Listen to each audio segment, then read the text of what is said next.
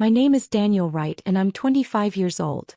What I'm about to tell you isn't a fairy tale about family reconciliation or the power of forgiveness. This is about the moment my mother sat in an auditorium with 3,000 people and watched me honor the man who raised me while her hands shook with the realization of everything she'd destroyed. This is about the day my parents learned that blind favoritism has permanent consequences. Before I tell you about that graduation ceremony, when Uncle Robert stood during my speech and my mother's composure shattered in front of everyone, I need to take you back to where it all started. Back to the driveway on Oakmont Street, where my twin brother stood next to our father's destroyed BMW and pointed at me with tears in his eyes, delivering the lie that would split our family forever. Being a twin sounds romantic until you live it. Especially when you're the one who lives in the shadow. My twin brother Ethan and I were born 11 minutes apart. Him first, me second. Those 11 minutes might as well have been 11 years for how differently our parents treated us. From the moment we could walk and talk, Ethan was the golden child. The charming one. The athletic one. The one who could do no wrong. I was the quiet one. The bookish one. The one who preferred science projects to soccer games. Not bad, just different. And in my parents' eyes, different meant lesser. Why can't you be more like your brother? My mother Jennifer asked me constantly. Ethan makes friends so easily. Ethan is so confident. Why do you have to be so awkward? My father Thomas was worse.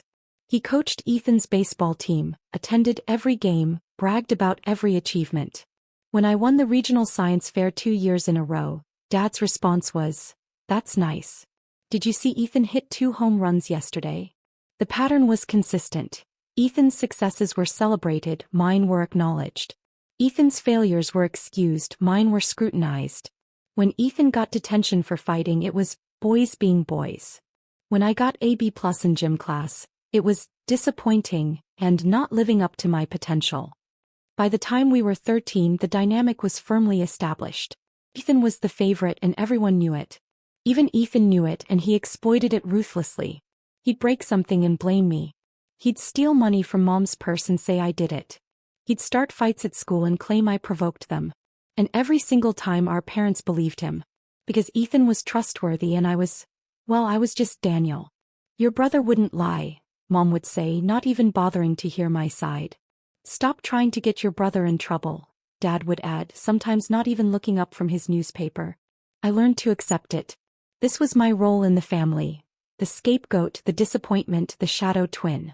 I focused on school, on my small circle of friends who actually saw me, on the uncle who lived 4 hours away and treated both of us equally during his rare visits. Uncle Robert was Dad's younger brother, but they couldn't have been more different. Robert was a professor of engineering at a state university, unmarried, dedicated to his work and his students. He visited maybe 3 or 4 times a year, but those visits were lifelines. He'd ask me about my science projects, actually listen to my answers and tell me I was brilliant. Don't let anyone tell you that brains are less valuable than brawn, he told me once when I was 11, after Dad had dismissed another of my academic achievements to praise Ethan's latest sports trophy. The world runs on people who think, not people who throw balls. Remember that. I did remember. Uncle Robert's words were sometimes the only thing that made me feel like I mattered. Then came the day that changed everything. It was a Saturday in October. I was in my room working on a chemistry assignment when I heard the crash. Not a small crash. A violent, metal-crunching, glass-shattering crash that made the house shake. I ran to the window and saw Dad's BMW. His pride and joy, the car he washed every Sunday and wouldn't let anyone touch, smashed into the oak tree in our front yard. The entire front end was crumpled. Steam poured from under the hood. Ethan climbed out of the driver's seat looking dazed. He saw me at the window and our eyes met. For just a second I saw panic in his face. Then Mom and Dad burst out of the house. What happened? Dad's voice was nearly a scream. He stood staring at his destroyed car, his face going from white to red. What the hell happened? I'm so sorry, Dad. Ethan's voice was shaking. I'm so sorry. I tried to stop him, I really did. Stop who? Mom demanded, looking around like she expected to see someone running away. Ethan pointed at me, still standing at my bedroom window. Daniel. He wanted to try driving. He begged me to let him, said he'd just go around the block. I told him no, but he grabbed the keys when I wasn't looking and I tried to stop him, Dad. I ran outside and tried to get him to stop, but he was going too fast and he hit the tree and... If you're genuinely enjoying this story, please hit that like button. But only if this story resonates with you. That's not true. I yelled from the window, already running for the stairs. I was in my room. I've been doing homework for 2 hours. But by the time I got outside, the narrative was set. Don't lie to me. Dad was in my face immediately, angrier than I'd ever seen him. You totaled my car. Do you have any idea what you've done? I didn't. I was in my room. Ask Ethan, he knows I wasn't. Ethan already told us what happened. Mom cut me off, her voice cold. He tried to stop you. He tried to be responsible. And you not only stole the car, you're lying about it now. I'm not lying. Ethan is lying. I turned to my brother, who stood there with tears streaming down his face, looking every bit the traumatized victim. Tell them the truth. You know I didn't do this. I saw you, Daniel, Ethan said quietly, his voice breaking perfectly. I saw you get in the car. I tried to stop you. Why are you doing this? Why are you trying to blame me? Because you did it. I was yelling now, desperate. You crashed the car and you're blaming me like you always do. That's enough. Dad's voice was final, absolute. Get inside. Now. The next hour was a nightmare. Dad called the insurance company and reported that his 13-year-old son had taken the car without permission. Mom stood in the kitchen crying about how she'd failed as a mother. How could I be so reckless? What was wrong with me? Ethan sat on the couch, occasionally sniffling, playing the role of the concerned brother perfectly. I don't understand, I kept saying over and over. Why won't you believe me? I didn't do this. I would never do this. The evidence is clear, Dad said coldly. Ethan saw you. You were the one driving. You crashed my car. And now you're lying about it, which is somehow worse than the crash itself. Check my room.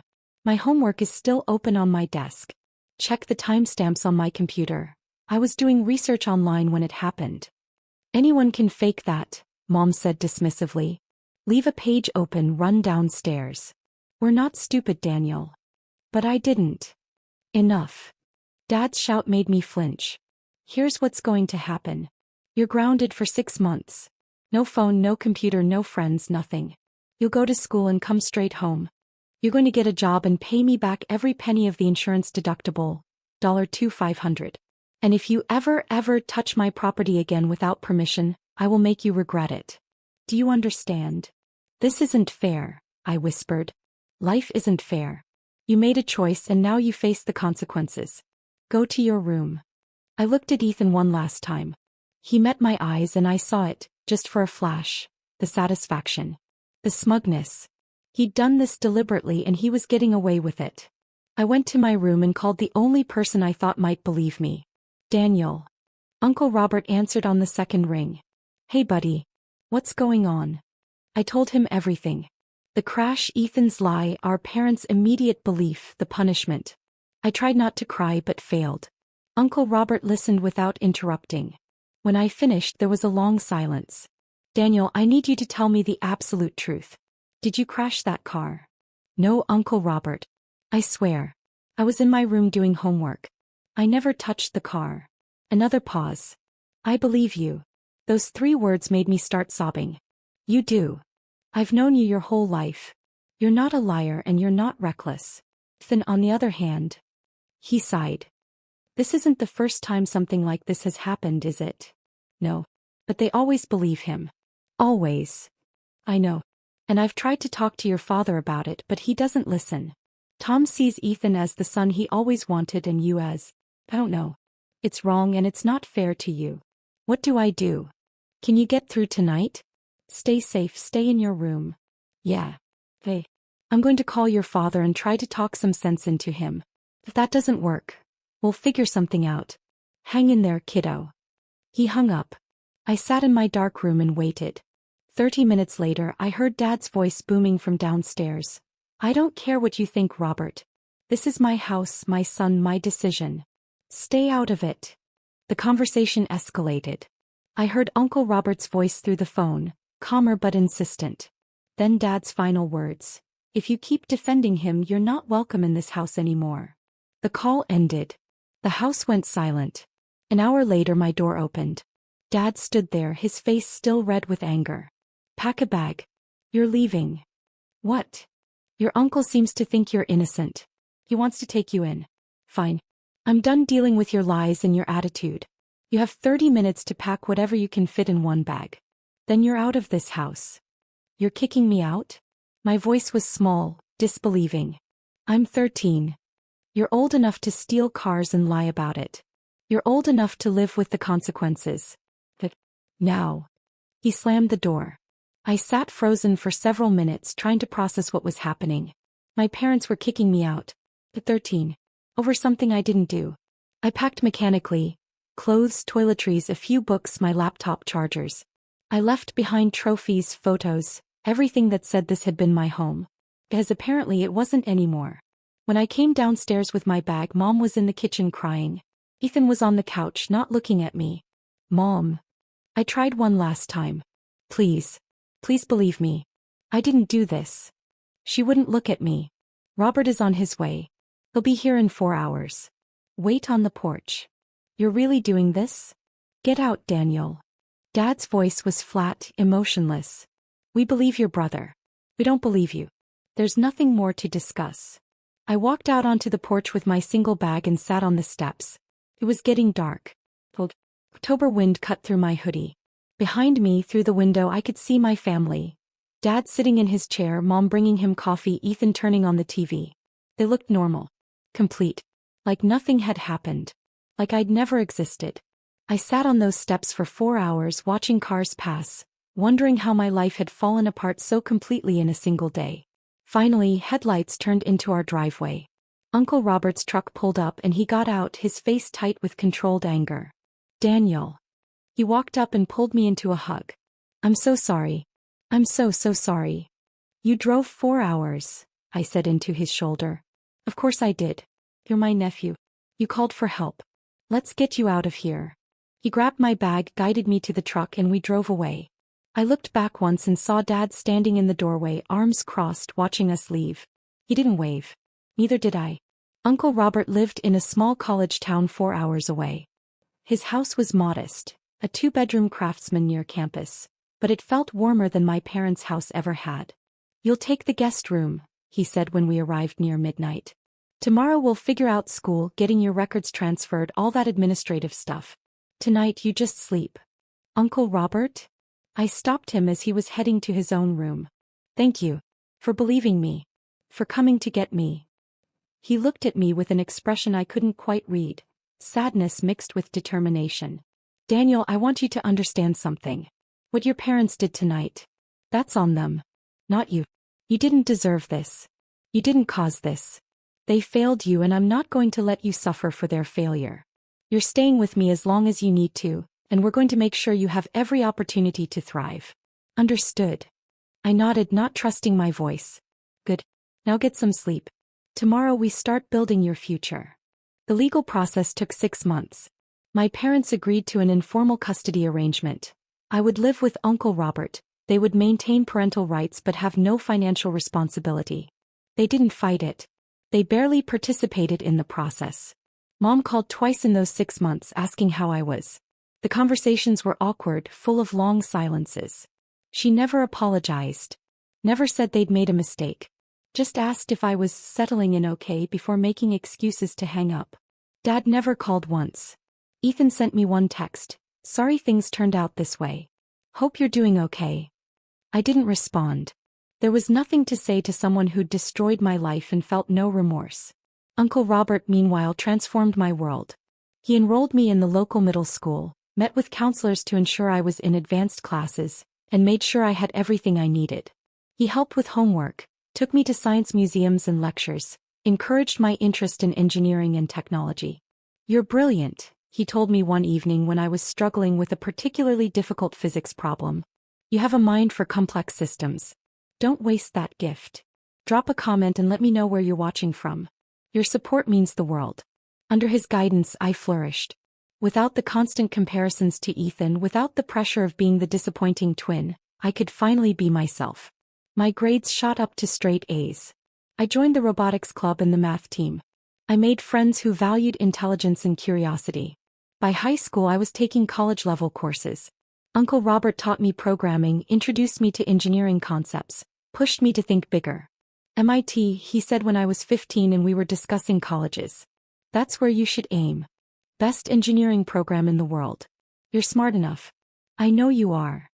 MIT is expensive, I said. I knew Uncle Robert wasn't wealthy. He lived modestly on a professor's salary. Let me worry about that. You worry about getting in. I worked toward that goal obsessively. Perfect grades. Leadership positions. Research projects. Competition wins. Every achievement was one more step toward proving I wasn't the worthless scapegoat my parents thought I was. My biological family faded into background noise. Mom called maybe once every few months, always brief, always superficial. Dad never called. I heard through extended family that Ethan was struggling.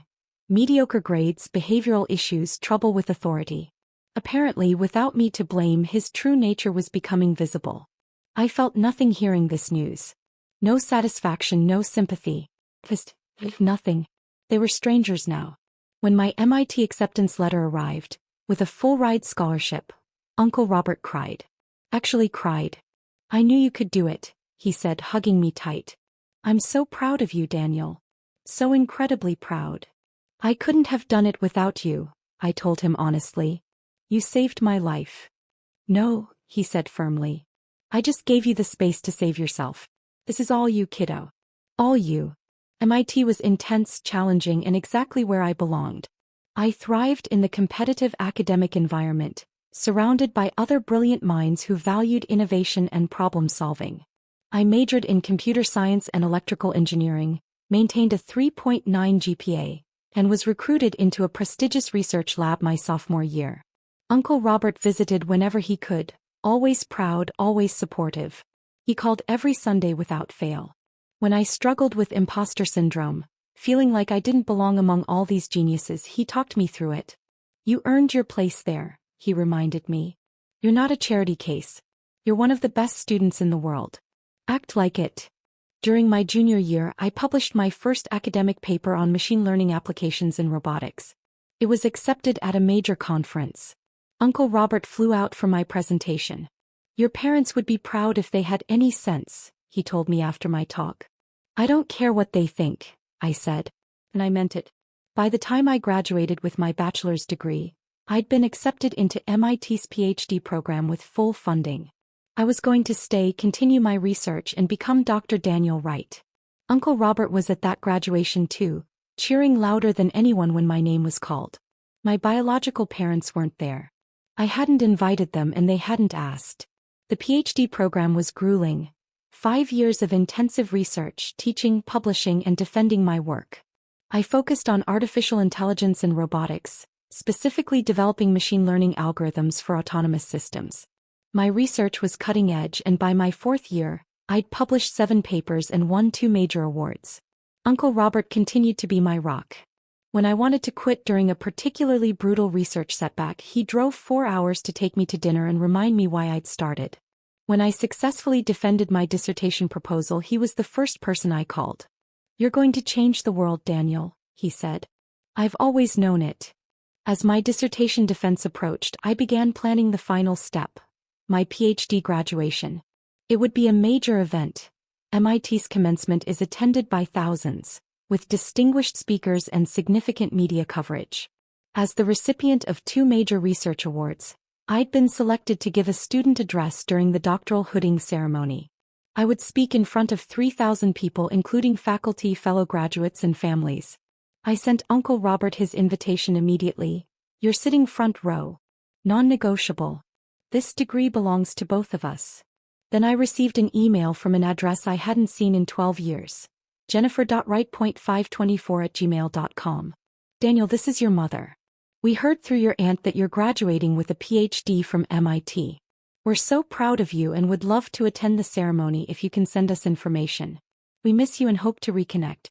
Mom. I stared at that email for a long time. Proud? Miss me? They'd kicked me out at 13 and barely spoken to me since. Now that I had an MIT PhD, suddenly they wanted to reconnect? I showed Uncle Robert. What should I do? He was quiet for a moment. What do you want to do? Part of me wants to ignore them. Part of me wants them there so they can see exactly what they threw away. Then let them come. But Daniel, don't let their presence steal your joy. This is your day. Your achievement. You've earned this and you deserve to celebrate it fully. I replied to the email. 2 tickets will be at will call under your names. The ceremony is at 2 p.m. on May 15th. See you there. Mom responded immediately with thanks and how much they were looking forward to it. No apology. No acknowledgement of the 12 years of absence. Just excitement about attending. I didn't respond again. The morning of my PhD commencement, I woke up in Uncle Robert's hotel room. He'd flown in 2 days early to spend time with me before the ceremony. We had breakfast together and he helped me prepare my speech. Are you nervous? He asked. Terrified, I admitted. Public speaking in front of 3,000 people isn't exactly my strength. Just speak from the heart. Tell the truth. That's all you need to do. The ceremony was held in Killian Court, MIT's central outdoor space, with seating for 3,000 attendees. Doctoral candidates wore black robes with colored hoods representing their fields. Mine was orange for engineering. The stage was set up with a podium, the MIT president's chair, and seating for distinguished guests. I arrived early for the processional lineup. Uncle Robert texted me a photo of himself in his seat, front row center, wearing a suit and holding a small sign that read, "That's my son." I teared up seeing it. As we were organizing by department, I caught a glimpse of my biological parents arriving. Dad looked older, grayer, less imposing than I remembered. Mom had aged too, more lines around her eyes, her expression uncertain. They were scanning the crowd, probably looking for me. They'd been assigned seats in Section C, row 7, decent seats, but nowhere near Uncle Robert's front row position. I'd made sure of that. The ceremony began with traditional pomp. The processional march, the national anthem, welcome remarks from the president. Then came the doctoral hooding ceremony. Each PhD candidate was called individually to receive their hood from their dissertation advisor. When my name was called, Daniel Wright, Doctor of Philosophy in Electrical Engineering and Computer Science. Uncle Robert's cheer was audible over the applause. I saw him standing, clapping so hard his hands had to hurt, that ridiculous sign held high. I caught a glimpse of my biological parents too. They were clapping politely, looking around like they were trying to figure out who the enthusiastic man in the front row was. After all candidates were hooded, it was time for speeches. The MIT president spoke, then a distinguished alumnus, then the moment I'd been dreading and anticipating in equal measure. And now, to represent our doctoral graduates, we have Dr. Daniel Wright, who completed groundbreaking research in artificial intelligence and autonomous systems. Dr. Wright. The applause was substantial as I walked to the podium. 3,000 people looked at me, including the 2 who'd abandoned me and the one who'd saved me. I adjusted the microphone and began. President Reif, distinguished guests, faculty, families, and most importantly my fellow graduates, thank you for this honor. 12 years ago I was a 13-year-old kid standing on a porch with a single bag of belongings, watching my family drive away from me. I'd been kicked out of my house, accused of something I didn't do, labeled as a liar by the people who were supposed to believe me unconditionally. The audience was silent, attentive. I could see my biological parents sitting very still, starting to realize where this was going. My twin brother had blamed me for crashing our father's car. It was a lie. I was in my room doing homework when it happened, but my parents believed him immediately. They didn't investigate. They didn't question. They didn't consider that maybe, just maybe, the son they favored had made a mistake and was covering it up. They chose sides and I lost. I paused, looking directly at Uncle Robert, who was watching me with tears already streaming down his face. But I wasn't alone on that porch for long. Because my uncle, Professor Robert Wright, drove 4 hours in the middle of the night to get me. He didn't hesitate. He didn't question my story. He just said, "I believe you," and took me home. And for the next 12 years he gave me something my biological parents never did: unconditional support. Uncle Robert covered his face with his hands, shoulders shaking. Uncle Robert, I had to pause to control my own voice, became more than my guardian. He became my father in every way that matters. He encouraged my curiosity, challenged my thinking, and believed in me when I didn't believe in myself. When I said I wanted to go to MIT, he said, "Then that's where you'll go." When I struggled with imposter syndrome, he reminded me I'd earned my place. When I wanted to quit during difficult research phases, he drove 4 hours to buy me dinner and talk me through it. The audience was completely silent now. Some people were openly crying. Every achievement I celebrate today, every paper published, every award won, every problem solved, exists because one man saw a scared 13-year-old on a porch and said, "You're coming home with me." Because one man chose love over convenience, responsibility over easy dismissal, and dedication over biology. I looked at Uncle Robert directly. "Would you please stand?" He stood, wiping his eyes, looking overwhelmed. "This is Professor Robert Wright, my uncle by blood but my father by choice. He's a professor of engineering, a mentor to hundreds of students, and the single most important person in my life. He taught me that family isn't about who shares your DNA. It's about who shows up, who believes in you, who fights for you when the world or even your own parents turns against you." Uncle Robert was crying openly now, not bothering to hide it. Around him people were applauding.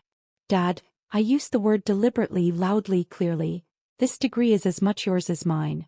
You funded my education, supported my dreams, and gave me the foundation to succeed. You didn't have to do any of that. You chose to. And that choice changed my life." The applause was building. I glanced at my biological parents. Mom's hands were trembling visibly, pressed against her chest. She was pale, staring at Uncle Robert with an expression of dawning horror. Dad had gone rigid, his jaw clenched, refusing to look at anyone. Around them, people had clearly figured out who they were. The whispers had started. The looks. To my biological parents, I said it calmly, matter-of-factly, "Who are here today, thank you for teaching me what not to be. Thank you for showing me that titles don't make family. Thank you for giving up on me so that I could find someone who never would." Mom made a small sound, almost a gasp. Her hands were shaking so badly now that people near her were noticing, glancing at her, putting together the story. And to every person listening who's been abandoned, scapegoated, or told they're not worth believing, you are. Your worth isn't determined by people too blind to see it. Find your Professor Right. Find the person who will drive 4 hours in the middle of the night because you need them. And then build the life you deserve, because that's the best response to the people who underestimated you. I finished my speech with the traditional remarks about our responsibilities as PhDs, about advancing knowledge and serving society. But everyone knew the real message had already been delivered. When I returned to my seat, the applause was thunderous. Colleagues hugged me. Faculty members nodded with approval. And Uncle Robert, Dad, sat in the front row with his head in his hands, overcome with emotion. The ceremony continued, but I barely registered it. All I could think about was the look on my biological mother's face when I called Uncle Robert, Dad. The way her hands trembled like she'd been physically struck. The way my biological father sat frozen, unable to process what he'd just witnessed. They'd come hoping to reconnect with their successful son. Instead, they'd been publicly identified as the parents who'd abandoned a child over a lie and lost him to someone better. After the ceremony, there was a reception in the nearby tent. I was immediately surrounded by well-wishers, faculty, fellow graduates, MIT administrators. Through the crowd, I saw Uncle Robert pushing his way toward me. When he reached me, we both broke down. We held each other in that crowded tent and cried, not caring who saw. "I meant every word," I told him. "You're my dad. You've always been my dad. And you're my son," he said, voice breaking. "My son. I'm so proud of you. So incredibly proud." We were interrupted by a dean who wanted photos, then by journalists covering the ceremony. Through it all, Uncle Robert stayed by my side. I saw my biological parents once standing at the edge of the tent looking lost. Mom's hands were still trembling. She kept clasping and unclasping them, trying to control the shaking. Dad looked smaller somehow, diminished. They didn't approach. After about 15 minutes they left. I received their first message that night, an email from Mom. "Daniel, we didn't realize. We didn't know Robert had become so important to you. We thought you'd come back eventually. We thought when you graduated and became successful, we'd all reunite and it would be like nothing happened.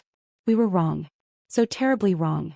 Sitting in that audience, hearing you call Robert your father, watching your whole life unfold without us. It destroyed me. My hands are still shaking as I write this. Your father is devastated, though he won't admit it. We threw you away over a lie. We chose Ethan without even investigating. And we lost you. We lost everything. I don't know how to fix this. I don't know if we can. But I need you to know we're sorry. We're so sorry. Please. Can we talk? Mom. I read that email 3 times. It felt, not nothing but close to it. Distant sympathy for people who'd realized too late what they'd destroyed. I didn't respond that night. Dad sent his own email 2 days later. Daniel, this is your father. I'm not good with emotions or apologies, but your mother is right. We made a terrible mistake. I was too stubborn to admit I'd chosen wrong, and by the time I realized Ethan had lied, too much time had passed. I told myself you were fine with Robert, that you'd moved on, that you didn't need us anymore. I was wrong. You did need us and we failed you. Watching you honor Robert as your father in front of thousands of people. I've never felt anything like that. Shame. Regret. The knowledge that I threw away my brilliant son over pride and favoritism. I don't expect forgiveness. I just need you to know that I know what I did. And I'm sorry. Thomas Wright. I sat with both emails for a week. Uncle Robert, dead, found me staring at them one evening. They wrote to you, he observed. Yeah. Apologizing. Asking to reconnect. What are you thinking? I don't know. Part of me wants to tell them it's too late. Part of me wonders if I should at least hear them out. Dad sat down next to me. Daniel, I'm going to tell you something I've never said out loud. When Tom kicked you out, when he chose to believe Ethan over you without even investigating, I lost respect for my brother. I couldn't understand how a parent could be so blind, so stubbornly committed to favoritism that he'd destroy his own son. And watching what you've accomplished, seeing the man you've become despite what they did. I've been angry at them for 12 years. He paused, choosing his words carefully. But I also know that anger and grudges eat at you from the inside. I'm not saying you have to forgive them or let them back into your life. But maybe you owe it to yourself to respond. To tell them exactly how you feel. To close that door definitively if that's what you choose, but to do it consciously. I thought about it for days. Finally, I wrote a response. Mom and Dad, I read your emails. I appreciate the apologies, though they come 12 years too late. You didn't just make a mistake, you made a choice. You chose to believe Ethan over me without investigation. You chose to punish me without proof. You chose to kick me out rather than admit you might have been wrong. And then you chose to maintain minimal contact for 12 years, only reaching out now that I've achieved something impressive enough to warrant your attention. Robert didn't choose me because I was impressive. He chose me because I needed him. He saw a scared kid on a porch and said, "You're coming home." He supported me through mediocre years and brilliant years with equal dedication. He earned the title of father through consistency, love, and sacrifice. You taught me that blood doesn't make family. Robert taught me what does. I'm grateful for both lessons, but only one of you deserves my gratitude beyond the educational value. I don't hate you. I don't wish you harm. But I also don't need you in my life. I have a father. I have a family. And they've been here all along while you were somewhere else. I hope you find peace with your choices. I found peace with mine. Daniel. I sent it and felt lighter. Like I'd closed a door I hadn't realized was still ajar. They responded with more apologies, more pleas to reconsider, more promises that they'd changed. I didn't respond again. Eventually the emails stopped. I'm 30 now. I'm an assistant professor at a prestigious university, teaching and continuing my research in AI and robotics. My work has been cited thousands of times. I'm building the career I always dreamed of. Dad, Uncle Robert, is 58, still teaching, still inspiring students, still being the best father I could ask for. We talk almost daily. He visits often. When people ask about my family, I talk about him without hesitation. I heard through extended family that Ethan is struggling. He dropped out of college after 2 years, has bounced between jobs, and apparently has substance abuse issues. My biological parents are dealing with the consequences of raising a child who learned that lying and blame shifting would always save him.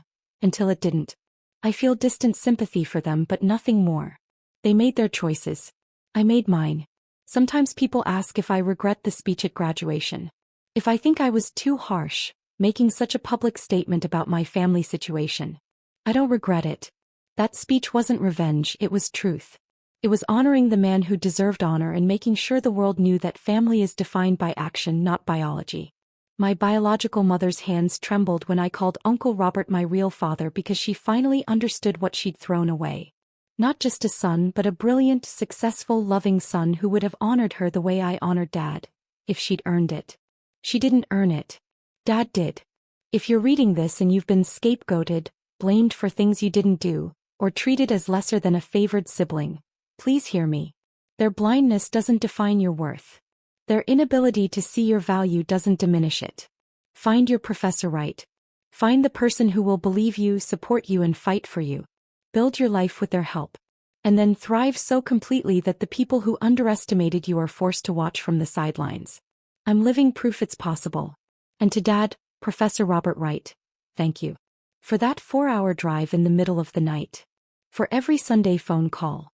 For every word of encouragement. For showing me what a real father looks like. You didn't just save me from a bad situation. You saved me from becoming someone bitter and broken. Everything I am, I owe to you. I love you, Dad. Always.